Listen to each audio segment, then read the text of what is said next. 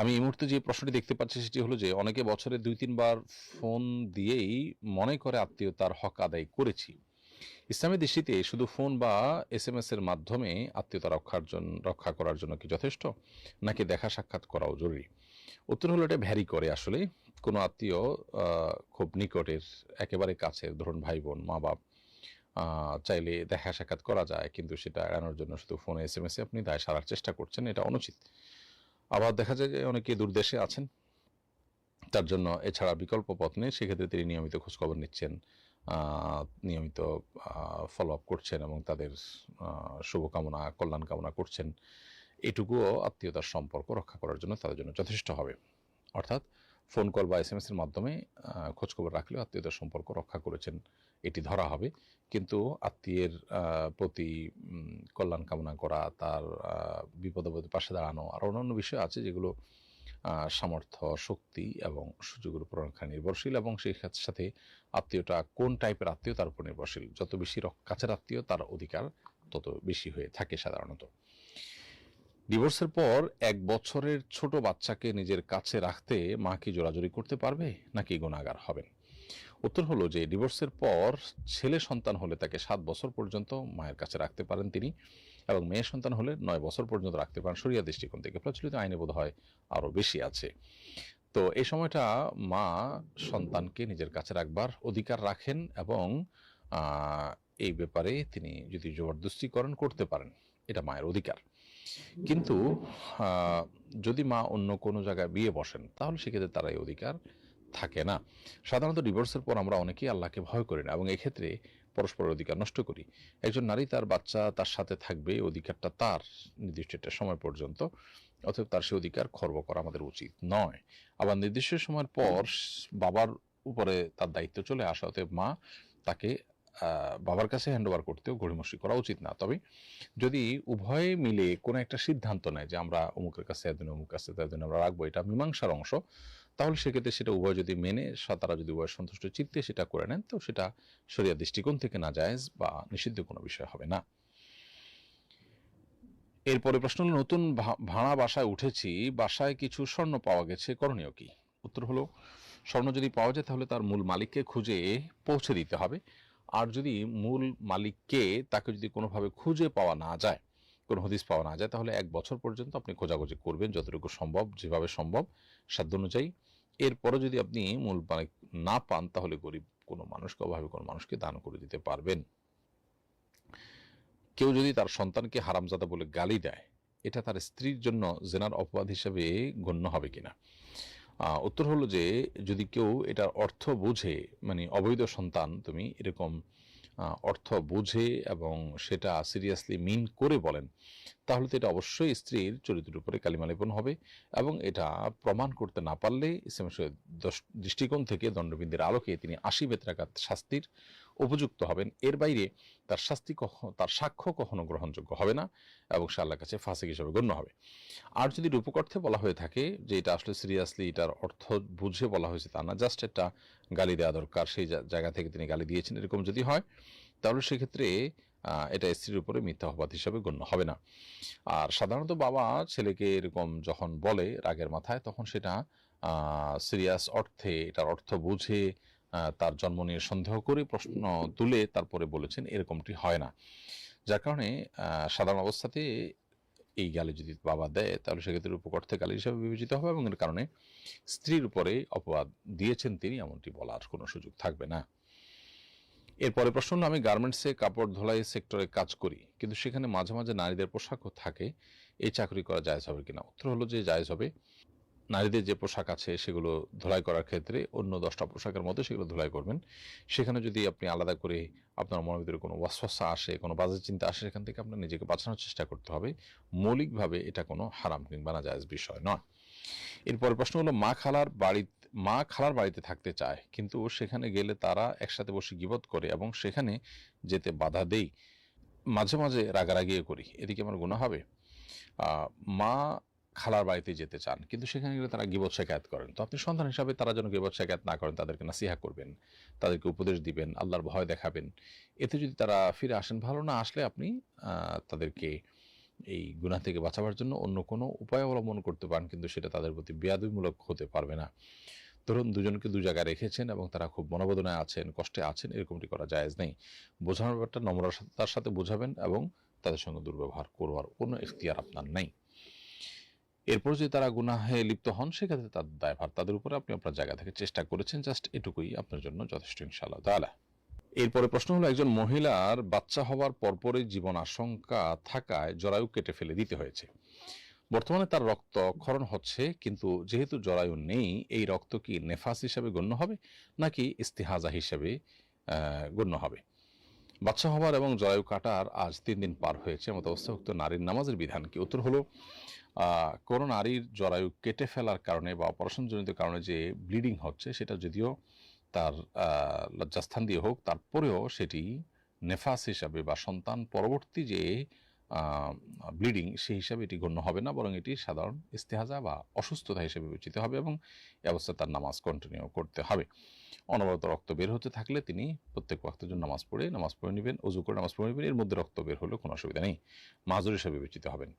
খোলাসা কথা হলো, নির্যাস হলো যে জরায়ু কেটে ফেলার ফলে যে রক্ত আসছে, এটাকে নেফাস বলার কারণে, নেফাস হবে তো শুধু সন্তান প্রসব পরবর্তী ব্লিডিং হলে সেটি। এরপরে প্রশ্ন হলো, এক নাটকে নায়ক নায়িকাকে তালাক দিয়েছে, সে ভিডিও আমি আমার স্ত্রীকে পাঠিয়েছি, আমার তালাক দেওয়ার নিয়ত ছিল না, এতে তালাক হবে কিনা? উত্তর হলো, না, এতে তালাক হবে না।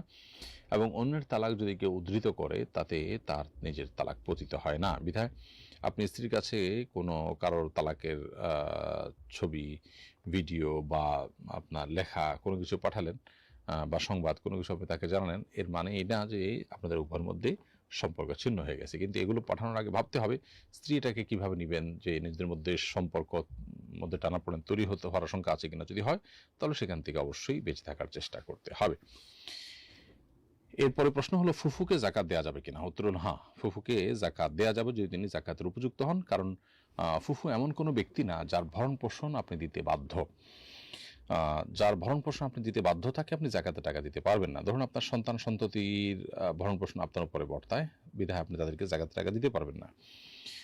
তো ফুফু যেহেতু এমন মানুষ যার ভরণ পোষণ আপনার কর্তব্যের মধ্যে পড়ে না, আপনার দায়িত্বের মধ্যে, ফরজ না, আপনার উপরে অধিকার হিসাবে তার থাকে না, সেজন্য জাকাতের উপযুক্ত যদি মনে হয় আপনার ফুফুকে, তাহলে অবশ্যই আপনার নিজের জাকাতের টাকা তাকে দিতে পারবেন। বরং নবী করিম সাল্লাল্লাহু আলাইহি ওয়াসাল্লাম বলেছেন, আস-সাদাকাতু আল মিসকিন, সাদাকা সাধারণ মিসকিনকে দান করলে সেটা একটা দানের সওয়াব এনে দেয়। ওয়াস-সাদাকাতু আলা যিল কুরবা সিলাতুন ওয়া সাদাকাতুন, আর যদি দানটা হয় কোনো আত্মীয় স্বজনের জন্য, নিকট আত্মীয়ের জন্য, রক্ত সম্পর্কে আত্মীয়কে দান করা হয়, তাহলে সেক্ষেত্রে আত্মীয়তার বন্ধন রক্ষার সওয়াব এবং দানের সওয়াব ডাবল পাওয়া যায়। তো এই জন্য আপনি নির্দ্বিধায় এখানে দান হিসাবে সাদেকা বা জাকাত দিতে পারবেন, যদি তিনি জাকাতের হকদার হন। অনেকে নতুন চাকরিতে ভালো সুযোগ সুবিধা পাওয়ার জন্য আগের চাকরির অভিজ্ঞতা ও বেতন বাড়িয়ে বলেন। এভাবে যদি সে নতুন চাকরির সুযোগ পায়, তাহলে চাকরি ও বেতন কি হালাল হবে? বাড়িয়ে না বললে সুযোগ সুবিধা দিতে চায় না। ইমানদার একটু সুযোগ সুবিধার জন্য মিথ্যা বলতে পারেন না। এজন্য আপনি আগের চাকরিতে এত টাকা পেয়েছেন, সেটা আপনি বাড়িয়ে বললেন, মিথ্যা কথা বললেন, এটা সুস্পষ্টভাবে আপনার জন্য গুনাহ হবে এবং এটি কোনো অবস্থাতেই জায়েজ হবে না। তো সেজন্য এভাবে আমাদের কোনো অবস্থাতে উচিত না মিথ্যাচার করা বা মিথ্যা তথ্য দিয়ে তারপরে সুবিধা নেওয়া। কোনো কারণে যদি এরকম কেউ করে ফেলেন, এরপরে যে চাকরি তিনি পেয়েছেন, সে চাকরির যথাযথ কাজ করে তিনি পারিশ্রমিক যদি নেন, তাহলে সেটা হালাল হয়ে যাবে। কিন্তু যে মিথ্যা কথা বলে কাজটা করেছেন বা সুবিধাটা নিয়েছেন, সেই মিথ্যা কথাটা থেকে তার তওবা করতে হবে এবং ফিরে আসতে হবে। দুনিয়াতে এবং আখিরাতে উভয় জগতে আল্লাহ তাআলার কাছে পাকড়াও থেকে বাঁচার জন্য তওবায়ে নাসুহা, যে আল্লাহ জীবনে কখনো এই ধরনের মিথ্যাচার আমি করবো না, সেটা করতে হবে এবং যথাযথ দায়িত্ব পালন করার মধ্য দিয়ে যে পারিশ্রমিক নেবেন, সেটা জায়েজ হবে ইনশাআল্লাহ তার জন্য। ওয়াশোনার জন্য বাসায় ওয়াইফাই লাগিয়েছি, যদি সেই ওয়াইফাই ব্যবহার করে অন্যরা গুনাহ করে, তাহলে এতে আমার গুনাহ হবে কিনা? আপনি ওয়াইফাই লাগিয়েছেন, কোরআন হাদিসের কথা শুনবেন, কোরআনের তেলাওয়াত শুনবেন, ইত্যাদি ইত্যাদি, ভালো কাজ করবেন। এখন সেই ওয়াইফাই দিয়ে যদি পরিবারের অন্য কোনো সদস্য বা ওয়াইফাই যাদের অ্যাক্সেস আছে, তারা যদি সেটা দিয়ে কোনো গুনাহের কাজ করে, তাহলে তার দায়ভার তাদের উপরে বর্তাবে, আপনার উপর বর্তাবে না ইনশাআল্লাহ তাআলা। কারণ কোরআন কারীমে আল্লাহ বলেছেন, ওয়াল্লাহু তাযিরু ওয়াজরাতুন উযরা উখরা, কোনো পাপের বোঝা অন্য কোনো ব্যক্তি বহন করবে না। এরপরে প্রশ্ন হলো, যাকে বিয়ে করব না বলে কসম করেছিলাম, পরবর্তীতে তাকেই বিয়ে করি, কাফফারা দেইনি, এখন শারীরিক সম্পর্ক হালাল সম্পর্ক হলে কি জিনার গুনাহ হবে? উত্তর হলো, বিয়ে করবেন না বলে কসম করার পর যদি বিয়ে করে ফেলেন, তাহলে কসম ভঙ্গ হয়েছে। আর কসম ভঙ্গ হলে কাফফারা দিতে হয়। কাফফারা হলো ১০ জন মিসকিনকে খাবার দেওয়া কিংবা ৩টি রোজা রাখা। এই ২টির যেকোনোটি করলে ইনশাআল্লাহ আপনার কসমের কাফফারা আদায় হয়ে যাবে। যদি সেটি আপনি করেন তাহলে সেক্ষেত্রে আপনার যে কসম ছিল সেটা উঠে গেল, প্রত্যাহার হয়ে গেল এবং শারীরিক সম্পর্ক করা এটা কোনো অবস্থাতেই জেনা বলে বিবেচিত হবে না। এমনকি কাফারা যদি আদায় নাও করেন তারপর এটা জেনা হিসাবে বিবেচিত হবে না। তবে কাফারা দেওয়াটা আপনার জন্য ওয়াজিব হবে, না দিলে আপনি গুনাহগার হবেন, কারণ আপনি কসম ভঙ্গ করেছেন। বিধায় কাফারা দেওয়াটাই হলো আপনার এখন মূল করণীয় কাজ। এরপরে প্রশ্ন হলো, আমি দীর্ঘদিন ধরে আলসারের রোগী, বাংলাদেশ ও ইন্ডিয়া চিকিৎসা করিয়েছি কিন্তু সুস্থ হয়নি। এখন চায়না থেকে একটা ওষুধ এনেছি, কিন্তু আমি গুগল করে দেখলাম এতে তেলাপোকার উপকরণ আছে। এটা আমার জন্য হালাল নাকি হারাম? প্রিয় ভাই, আপনার প্রশ্ন উত্তর হলো যে তেলাপোকা যদি ওষুধের মধ্যে মিশে একাকার হয়ে যায় এবং তার কোনো অস্তিত্ব না থাকে, বরং অন্য কোনো কিছুতে সেটা বিলীন হয়ে যায়, তাহলে অস্তিত্ব পরিবর্তন হয়ে গেলে বা মূল হাকিকতটা পরিবর্তন হয়ে গেলে সেটি আর নাজায়েজ থাকে না, ফলে এটি আপনি সেবন করতে পারবেন। আর যদি ওরকমভাবে ওষুধের সাথে না মিশে পুরোপুরি, তাহলে সেক্ষেত্রে তেলাপোকা যদি আলাদা, তার অস্তিত্বটা মিশে এর সাথে এবং সে অস্তিত্ব আলাদা অনুভব করা যায় কোনোভাবে, অথবা পরিপূর্ণভাবে অন্য কোনো কিছুতে হারিয়ে না যায়, মিশে একাকার হয়ে না যায়, তাহলে সেক্ষেত্রে সেটা আপনার জন্য গ্রহণ করা জায়েজ হবে না। অবশ্য বিকল্প কোনো ওষুধ যদি না থাকে এই রোগের জন্য আপনার, তাহলে সেক্ষেত্রে নিরুপায় হিসেবে এই ওষুধ আপনার জন্য সেবন করা জায়েজ হতে পারে। এরপরে প্রশ্ন হলো, আমাদের অঞ্চলে আল্লাহর কসম বলতে বোঝানো হয় আল্লাহর কিরাকে, এ থেকেই কসম হবে? হ্যাঁ, অবশ্যই আল্লাহর কিরা বলে যদি কেউ কসম কাড়েন তাহলে সেক্ষেত্রে সেটা কসম হিসাবে বিবেচিত হবে এবং সে কসম রক্ষা করা আবশ্যক হবে। যদি ভঙ্গ করে কেউ, তাহলে সেক্ষেত্রে কাফফারা তাকে দিতে হবে।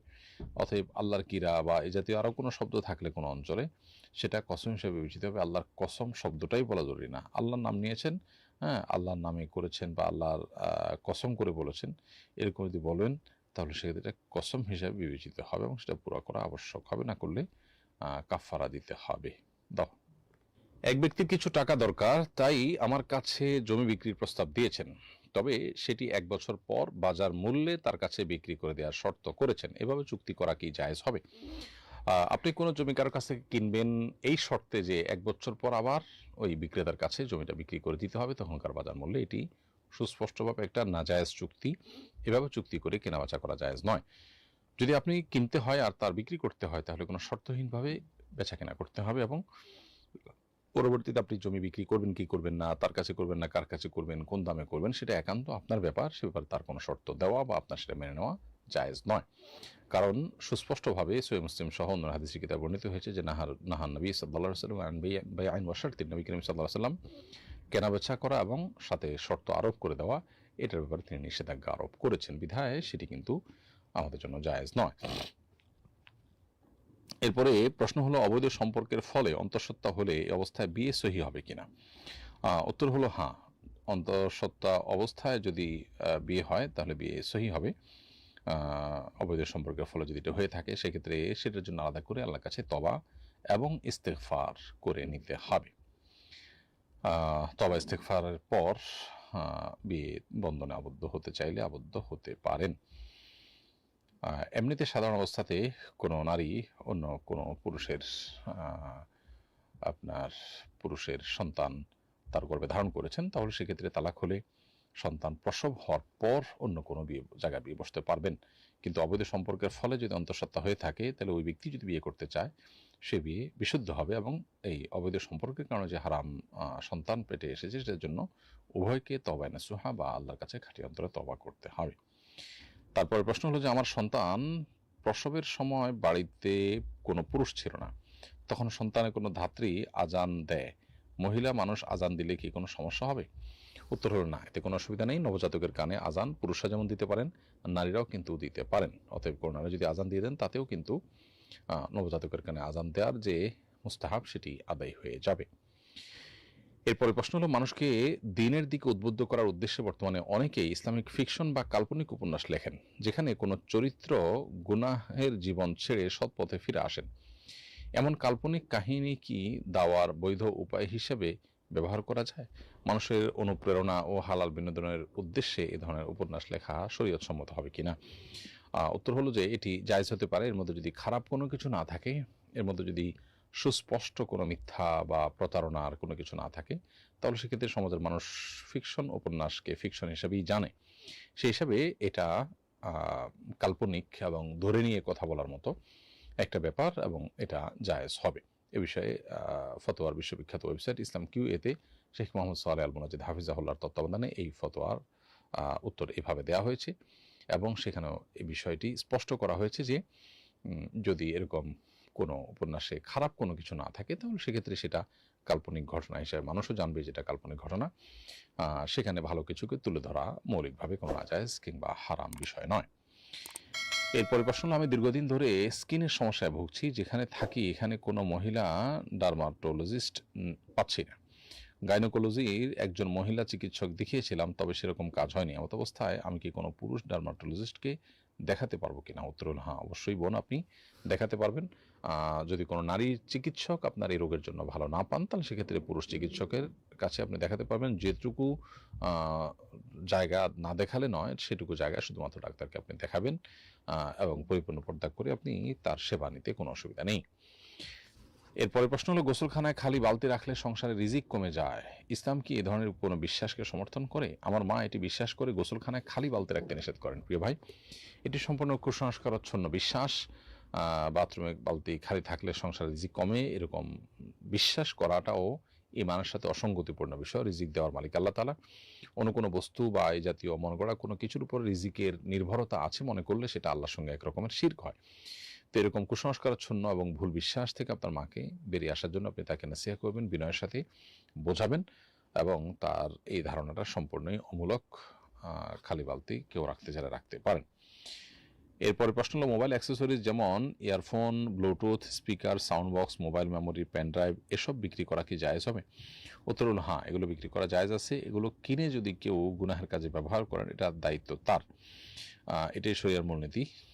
এখানে এমন কিছু নেই যে বিষয়গুলো আসলে মৌলিকভাবে হারাম কাজেই শুধু ব্যবহার করতে হয়, বরং এগুলো ব্যবহারটার মাল্টিপল ব্যবহার আছে এবং হালাল হারাম দুই ধরনের ব্যবহারই করা যায়।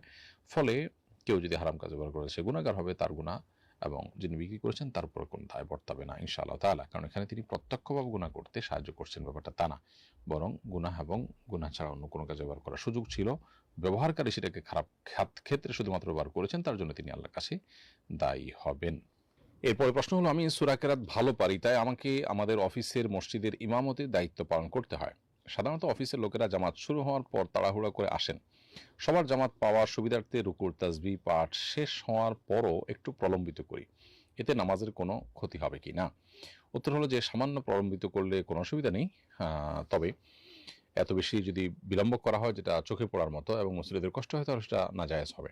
আর নির্দিষ্ট করে কোনো মুসল্লি আসছে এবং তার জন্য আপনি লম্বা করলেন, সেটা অনুচিত। নামাজের মধ্যে নামাজের বাইরের বিষয়ের প্রতি এভাবে খেয়াল রাখা এবং সেটার আলোকে নামাজের প্ল্যান পরিকল্পনা করা, এটা অনুচিত। তবে এমনিতে আপনি একটু লম্বা করেন, উদ্দেশ্য হলো মুসল্লি যাতে পান, সেটা মৌলিকভাবে কোনো নাজায়েজ বিষয় হবে না যদি হালকা পাতলা বা সামান্যতম লম্বা হয় সেটি। এরপরে প্রশ্ন হলো, আমি কিছু জমি লাভে বিক্রি করার উদ্দেশ্যে কিনে রেখেছিলাম, কয়েক বছর হয়ে গেছে, জমিটি নানা কারণে বিক্রি করতে পারছি না। এই জমির কারণে কি প্রতি বছর আমাকে যাকাত দিতে হবে? প্রিয় দর্শকের উত্তর হলো, ব্যবসায়িক সম্পত্তি হলে সেটিকে যাকাত দিতে হয়, আর যে জিনিসটা কেনা হয় বেচার উদ্দেশ্যে সেটাকে ব্যবসায়িক সম্পত্তি বলা হয়। অতএব আপনি এই ল্যান্ডের বিজনেস করতে গিয়ে যে জমি কিনেছেন, এটার প্রতি বছর 2.5% হারে আপনাকে যাকাত দিতে হবে। বাজার মূল্য প্রতি বছর যখন যাকাত দিবেন তখনকার বাজার মূল্য হিসেব করে শতকরা 2.5% মানে যাকাত দিতে হবে। এবং এটা আপনার কাছে আপাত দৃষ্টিতে জরিমানা মনে হতে পারে, বিশেষ করে এরকম জিনিস যেটা অনেক বেশি দাম, সেটার হয়তো অনেক বেশি যাকাত আসে, সেটার কারণে আপনার মনে হতে পারে যে এটা আমার কাছে আমার উপর দণ্ড কিনা। তো সহিহ বুখারী হাদিসের আলোকে কিয়ামতের আলামতের সমূহের মধ্যে থেকে একটা হলো যাকাতকে মানুষ জরিমানা মনে করবে। তো এটা বরং সুবর্ণ সুযোগ, আপনি যেটুকু যাকাত দিচ্ছেন সেটুকু আখিরাতে জমা হয়ে গেছে। আদৌ জমি বিক্রি করে আপনি খেতে পারবেন কিনা, ভোগ করতে পারবেন কিনা, বিক্রি করে আপনি লাভবান হতে পারবেন কিনা আপনি জানেন না, কিন্তু যেটুকু যাকাত দিয়েছেন সেটুকু আপনার আখিরাতের ব্যাংকে জমা হয়ে গেল, কিয়ামতের মধ্যে আল্লাহর কাছে সেটার উপকারিতা আপনি শতভাগ বুঝে পাবেন। সেজন্য এটাকে পজিটিভলি নেওয়া উচিত এবং ফাঁকে ঝুঁকি দেওয়ার প্রচেষ্টা আমাদের না করা উচিত। এরপরে প্রশ্ন হলো, আমার ভাগিনার কিডনি ড্যামেজড, এখন আমরা কারো থেকে কিডনি ক্রয় করে প্রতিস্থাপন করতে চাচ্ছি, এটা জায়েজ হবে কিনা? উত্তর হলো, একান্ত প্রয়োজনে একজনের কিডনি আরেকজনের শরীরে স্থাপন করা যায়, সেটা মৌলিকভাবে কোনো নিষিদ্ধ বিষয় নয়। তবে মানুষের অঙ্গ প্রত্যঙ্গগুলোকে আল্লাহ তাআলা সম্মান করেছেন। আল্লাহ বলেছেন, ওয়ালাকাদ কাররামনা বানি আদম, আমি আদম সন্তানকে সম্মানিত করেছি। এজন্য মানুষের এই অঙ্গ প্রত্যঙ্গগুলো অনেক মূল্যবান এবং অনেক সম্মানীয়, যার ফলে এগুলো কেনাবেচা করা মৌলিকভাবে নাজায়েজ কাজ এবং শরীয়ত আমাদেরকে উৎসাহিত করেছে এ ব্যাপারে। যদি কেনাবেচা করা ছাড়া এটা কোনোভাবে পাওয়া না যায়, তাহলে সেক্ষেত্রে নিরুপায় হিসেবে আপনি কিনতে পারেন, শরীরে স্থাপন করার জন্য আপনার কারো কিডনি। কিন্তু যিনি বিক্রি করেছেন তার জন্য নাজায়েজ কাজ, অর্থাৎ তিনি চাইলে না বিক্রি করে দিয়ে দিতে পারতেন, কিন্তু সেটা না করে তিনি বিক্রি করেছেন, এই জন্য তিনি গুনাহগার হবেন। যিনি কিনেছেন তিনি যেহেতু নিরুপায়, কেনা ছাড়া যদি তার কাছে আর কিছু করার ছিল না, সেজন্য তিনি আল্লাহ তাআলার কাছে দায়ী থাকবেন না ইনশাআল্লাহ তাআলা। মানুষের বাঁচার প্রয়োজনে শরীরের অঙ্গ প্রত্যঙ্গ হোক, ব্লাড হোক, এগুলো একজনটা আরেকজনের শরীরে স্থাপন করা মৌলিকভাবে কোনো নাজায়েজ কিংবা হারাম বিষয় নয়। এরপরে প্রশ্ন হলো 17 বছর বয়সী ভাইয়ের সাথে সফর করা যাবে কিনা? উত্তর হলো হ্যাঁ, 17 বছর বয়সী ভাই একজন প্রাপ্তবয়স্ক পুরুষ শরিয়ার দৃষ্টিকোণ থেকে। ফলে আপনি একজন নারী হিসাবে তাকে মাহরাম গণ্য করে সাথে নিয়ে সফর করতে পারবেন, কোনো অসুবিধা হবে না। এরপরে প্রশ্ন হলো, আমার ছেলে কাজ করতে সৌদি আরব গিয়েছিল, বেশি বেতনের আশায় সেখান থেকে পালিয়ে কুয়েতে চলে গেছে। কুয়েতে পালিয়ে কাজকর্ম করছে এবং ভালো বেতনও পাচ্ছে। এই টাকা কি তার জন্য হালাল হবে? উত্তর হলো যে, যদি সৌদি আরব থেকে কুয়েতে পালিয়ে যান, এক্ষেত্রে যদি কারো কোনো ক্ষতি না করে গিয়ে থাকেন, অনেক সময় দেখা যায় যে মালিক বরং শ্রমিকের উপরে জুলুম করে, বা যারা নিয়ে যায় তারা জুলুম করে, তো তাদের জুলুম থেকে বাঁচার জন্য তিনি যদি পালিয়ে যেয়ে কাজ করেন, তাহলে সেক্ষেত্রে এটা তার জন্য নাজায়েজ কোনো বিষয় হবে না। আর যদি এমন হয় যে যিনি তাকে টাকা পয়সা দিয়ে নিয়ে গেলেন শ্রমিক হিসাবে, অতিরিক্ত সুযোগ পেয়ে তার সাথে যে চুক্তি আছে এটার আগে পালিয়ে যান, তাহলে অবশ্যই এই কাজটা গুনাহের হয়েছে এবং বান্দার হক নষ্ট হয়েছে। ওই লোকের কাছ থেকে মাফ না পাওয়া গেলে কিয়ামতের ময়দানে এটার জন্য জবাবদিহি করা লাগতে পারে। তো এটা ভ্যারি করে অবস্থার উপরে। সাধারণত বাংলাদেশ থেকে যারা যান তারা নিজের টাকায় যান, বরং যারা নিয়ে যান তারাই তাকে প্রতারণা করেন। সেরকম হলে তার জন্য পালিয়ে যাওয়াটা নাজায়েজ কোনো বিষয় নয়। আর ওখানে গিয়ে যেহেতু উপার্জন করছেন তিনি, সেটা হালাল শ্রম দিয়ে পারিশ্রমিক নিলে সেটা মৌলিকভাবে নাজায়েজ কোনো বিষয় হবে না। এরপরে প্রশ্ন হলো, আমি দর্জির কাজ করি, জামা বানানোর পর অনেক সময় গ্রাহকের কাপড়ের কিছু অংশ থাকে, অতিরিক্ত কাপড় কি আমি ব্যবহার করতে পারবো? উত্তর হলো যে, দর্জি হিসাবে আপনি যে জামা বানানোর পর অতিরিক্ত কাপড় থাকে, সচরাচর এই পরিমাণ কাপড় ফেরত দেয়া না হলে, অল্প স্বল্প হলে সেটা আপনি রেখে দিতে পারেন। আর যদি যেটা দিয়ে আরেকটা পোশাক হতে পারে বা অন্য কোনো কিছু হতে পারে, এটুকু কাপড় সাধারণত রাখার নিয়ম নাই, তাহলে সেটা আপনার কাপড়ের সাথে তাকে ফেরত দিয়ে দিতে হবে। এরপরে শৈবুল ইসলাম শোভন, আপনি লিখেছেন, ফরজ গোসল না করে খাবার খাওয়া এবং প্রাত্যহিক কাজকর্ম করা যাবে কিনা? উত্তর হলো, ফরজ গোসলের পর যদি ফরজ গোসলের আগে আপনি খেতে চান তাহলে খেতে পারেন, বা অন্য কোনো কাজ করতে চাইলে করতে পারেন। তবে ফরজ গোসলের আগে অন্য কিছু করতে চাইলে একটু উজু করে নিয়ে তারপরে সে কাজগুলো করাটা হলো উত্তম। এরপরে প্রশ্ন করেছেন এমডি মুস্তাফিজুর রহমান, লিখেছেন, কোনো হিন্দু লোক যদি সম্মান করে আদব অথবা নমস্কার বলে, তাহলে এর জবাবে কি বলতে হবে? উত্তর হলো, এর জবাবে তাকে হাদাক আল্লাহ বলতে পারেন, অথবা সৌজন্যতার খাতিরে তাকেও আপনি আদাব বলতে পারেন বড়জোর। এর বাইরে এমন কিছু বলা ঠিক হবে না যেটা তার ধর্মীয় বিশ্বাস সংশ্লিষ্ট বিষয়। তবে ইসলাম আমাদেরকে সৌজন্যতা, মিনিমাম সৌজন্যতার কথা বলেছে। মুসলিম তো বটেই, এমনকি আমাদের অন্য ধর্মাবলম্বী প্রতিবেশী পরিচিত লোকজন, তারা কেউ যদি আমাদেরকে কোনো অভিবাদন জানায়, তাহলে সেক্ষেত্রে তাকে কিছু না কিছু রেসপন্স করা উচিত। যদিও কী দিয়ে আপনি রেসপন্স করছেন সেটা তার কোনো ধর্মীয় সিম্বল বহন করছে কিনা, বিশ্বাস বহন করছে কিনা, সেটা গুরুত্বপূর্ণ। এরপরে প্রশ্ন হলো, মৃত ব্যক্তির ব্যবহৃত পোশাক পরা যাবে কিনা? আমার নানা মারা গেছেন, তার সকল পোশাক গরিবদের দান করতে চাচ্ছি, এই দানে কি সওয়াব হবে? উত্তর হলো, মৃত ব্যক্তির কাপড় চোপড় জীবিত ব্যক্তিদের জন্য পরা মৌলিকভাবে জায়েজ আছে। আর কেউ মারা গেলে তার কাপড় চোপড়টা ওয়ারিসদের সম্পদ হয়ে যায়। ওয়ারিসরা সবাই মিলে যদি সম্মত হয় এটা দান করে দিবেন, তাহলে দান করে দিতে পারেন। আর যদি তারা ভাগযোগ করে নিতে চান, সেটাও কিন্তু তাদের করার সুযোগ আছে। মহিলারা চুল আঁচড়ানোর সময় স্বাভাবিকভাবে অনেক চুল ছিঁড়ে যায়, গ্রামে কিছু ফেরিওয়ালারা এই চুল কিনতে আসে, এই চুল বিক্রি করা বৈধ হবে কিনা? উত্তর হলো, আল্লাহ রাব্বুল আলামিন কোরআনে কারিমে বলেছেন, ওয়ালাকাদ কাররামনা বানি আদম, আমি আদম সন্তানকে বা মানুষকে সম্মানিত করেছি। অতএব মানবদেহের প্রত্যেকটা অঙ্গ আল্লাহ তাআলার কাছে সম্মানিত এবং মর্যাদার বিষয়। মানবদেহের কোনো অংশ বিক্রি করা সম্পূর্ণ নাজায়েজ এবং গুনাহের কথা। এই জন্য এই ব্যবসা যতই জমজমাট হোক, যতই লোভনীয় হোক, চুল বিক্রি করা কোনো অবস্থাতে জায়েজ হবে না। এরপরে প্রশ্ন, আমার ডেকোরেশনের ব্যবসা আছে, ধর্মীয় সভা সমাবেশের পাশাপাশি মাঝে মাঝে বিয়ে, গান, যাত্রাপালা অনুষ্ঠানের সাজসজ্জাও করতে হয়, এগুলো কি হারাম হবে? উত্তর হলো যে, বৈধ কাজের জন্য ডেকোরেশন সার্ভিস নেওয়া বৈধ। বিয়ে অনুষ্ঠানের জন্য ডেকোরেশন সার্ভিস নেওয়া মৌলিকভাবে জায়েজ, তবে গান বাজনা বা যাত্রাপালার জন্য ডেকোরেশন সার্ভিস দিলে সেটা হারাম হবে। অতএব আপনার এই বিজনেস মৌলিকভাবে নাজায়েজ কোনো বিজনেস নয়, কিন্তু আপনি বিজনেসটা যদি কোনো হারাম কাজে ব্যবহৃত হবে আপনি জানেন এবং সেখানেই দেন, তাহলে সেটা আপনার নাজায়েজ হবে। এক্ষেত্রে আপনাকে যেটা করতে হবে, বেছে বেছে করতে হবে। হারাম ইভেন্টগুলোতে আপনি আপনার এগুলো ভাড়া দিবেন না এবং সেখানে প্রত্যক্ষ কোনো গুনাহের ভাগীদার আপনি হবেন না, সহযোগী আপনি হবেন না। হ্যাঁ, এভাবে করার কারণে আপনার রিজিক একটু কমবে বা আপনার উপার্জন একটু কমবে, একটু কষ্ট হবে, কিন্তু বিনিময়তে আপনি আল্লাহর কাছে জান্নাত পাইবেন এবং দুনিয়াতেও আল্লাহ তাআলার কাছে আপনি এর কারণে বারাকা লাভ করবেন ইনশাআল্লাহ তাআলা। এরপরে প্রশ্ন হলো, আমার 7 মাসের বাচ্চা মিসক্যারেজ হয়েছে, আজকে 15 দিন, এখনো ব্লিডিং হচ্ছে, আমি কি নেফাসের হিসাব করব নাকি 10 দিন অতিরিক্ত হওয়ার পর সেটাকে অসুস্থতা হিসাবে বিবেচনা করে স্বাভাবিক ইবাদতবন্দি করব? উত্তর হলো, 7 মাসের বাচ্চা যেহেতু হয়েছে এবং 7 মাসের বাচ্চা মিসক্যারেজ যেহেতু হয়েছে, অতএব এটা নেফাস হিসাবে বিবেচিত হবে এবং যতদিন পর্যন্ত ব্লিডিং আছে ততদিন পর্যন্ত আপনি নেফাস হিসাবে গণ্য করবেন এবং নামাজ কালাম পড়বেন না। অবশ্য 40-এর পর হলে নেফাসের সাধারণ নিয়ম অনুযায়ী আপনি 40 দিন পার হয়ে গেলে তারপরেই অটোমেটিক আপনি নামাজ কালাম পড়তে হবে, 40 দিনের বেশি নেফাস গণ্য হয় না। তাহলে 7 মাসের বাচ্চা মিসক্যারেজ হয়ে গেলে যে ব্লিডিং হচ্ছে সেই ব্লিডিংটাকে নেফাসের রক্ত হিসাবে গণ্য করা হবে, এটাকে সাধারণ অসুস্থতা হিসাবে বা ইস্তেহাজা হিসাবে গণ্য করবার সুযোগ নেই। এমডি হোসাইন তুহিন লিখেছেন, তাহাজ্জুদ নামাজের সিজদায় যে বাংলা দোয়া করা যাবে কিনা? উত্তর হলো, যথাসম্ভব আমাদেরকে কোরআন এবং হাদিস বর্ণিত দোয়া করা উচিত। বিশেষ করে হাদিসে সিজদায় দোয়া করার কথা বিশেষভাবে বলা হয়েছে। নবী সাল্লাল্লাহু আলাইহি ওয়াসাল্লাম বলেছেন, আকরাবু মা ইয়াকুনুল আবদু মির রাব্বিহি ওয়া সাজিদ ফাকথিরু আদ-দুআ আও কামা ওয়ারাদা ফিল হাদিস। অর্থাৎ সিজদায় যখন বান্দা যায় তখন আল্লাহ সবচেয়ে কাছাকাছি যেতে পারে, বিধায় আল্লাহর কাছে বেশি বেশি তোমরা দোয়া করবে। এই জন্য সিজদায় গিয়ে আমরা দোয়া করবো, তবে কোরআন হাদিস বর্ণিত দোয়া করাটা উচিত, বিশেষ করে হাদিস বর্ণিত দোয়া।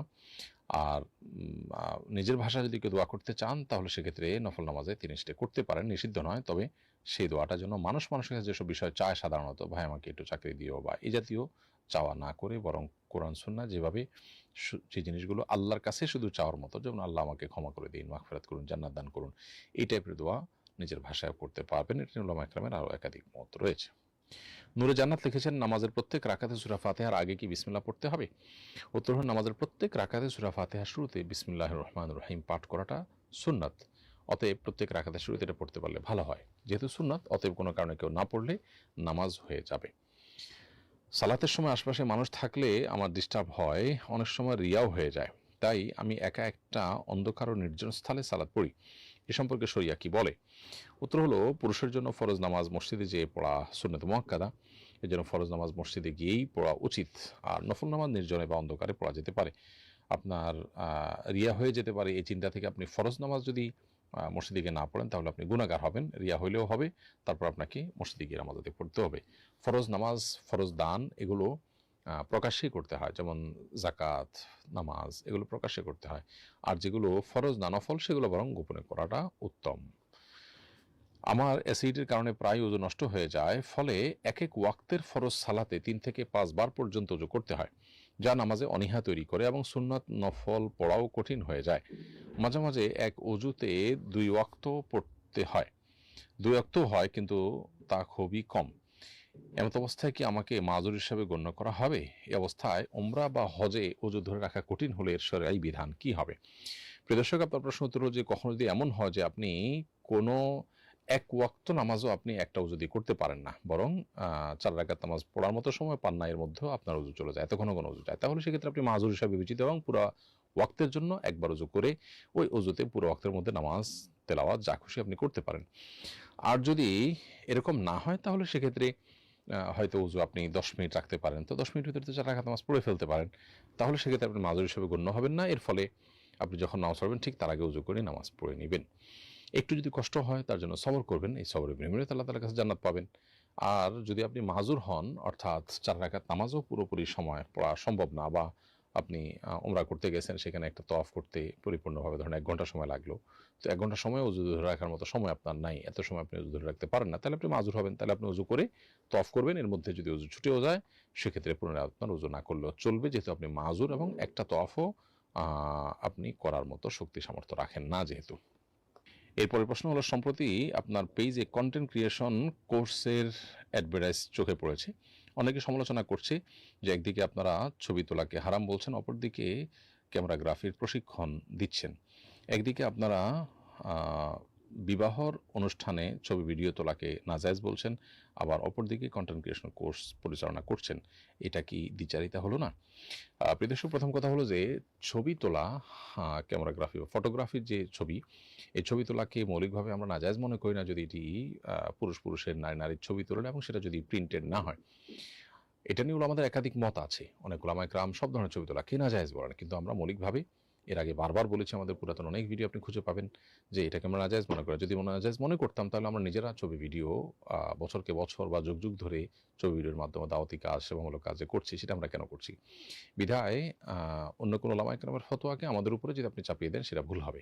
এটা হলো প্রথম কথা। দ্বিতীয় কথা হলো যে বিবাহ কে কেন্দ্র করে বিবাহ জাতীয় যে অনুষ্ঠান আছে সেগুলোর যারা ছবি ভিডিও ধারণ করার কাজ করেন, বা আপনার ওখানে যারা বিভিন্ন রকমের এই জাতীয় সার্ভিস দিয়ে থাকেন, সেগুলোর ব্যাপারে আমাদের সবসময় স্পষ্ট ফতোয়া বা মাসআলা বলা আছে যে সেখানে যদি কেউ জায়েজ পদ্ধতিতে করেন, পুরুষরা পুরুষদের, মেয়েরা মেয়েদের ছবি তোলেন এবং কারোর প্রাইভেসি নষ্ট না হয়, শরীরের কোনো বিধান লঙ্ঘন না হয়, তাহলে সেটা নাজায়েজ হওয়ার কোনো কারণ নেই। কিন্তু যদি সেখানে নারী পুরুষ সবার আপনি ছবি গণহারে তোলেন এবং মিউজিকের ব্যবহার করেন, হারামন্দন উপাদান যুক্ত হয়, তাহলে সেটা নাজায়েজ হবে। অতএব এটি ব্যবহারের উপর নির্ভর করে যে আপনি কিভাবে ব্যবহার করছেন। বিধায় আমরা আগে যা বলেছি সেটা এখনো বলছি, এখানে কোনো মতের ভিন্নতা বা আমাদের অবস্থানের কোনো ভিন্নতা তৈরি হয়নি। প্রিয় দর্শক, দেখতে দেখতে আমরা অনুষ্ঠানের একেবারে শেষ প্রান্তে চলে এসেছি। সময় হয়েছে বিদায় নেয়ার। ইনশাআল্লাহ বিদিনিল্লাহ, আল্লাহ যদি আমাদেরকে ভালো রাখেন, সুস্থ রাখেন, নিরাপদে রাখেন, আগামী অনুষ্ঠানে আবারও দেখা হবে। সে পর্যন্ত রব্বে কারীম আমাদের সবাইকে ভালো রাখুন, নিরাপদে রাখুন, সুস্থ রাখুন। হাযা মা ইনদি ওয়াল ইলমু ইনদাল্লাহ ওয়া জাযাকুমুল্লাহু খাইরা। ওয়াসসালামু আলাইকুম ওয়া রাহমাতুল্লাহি ওয়া বারাকাতুহু।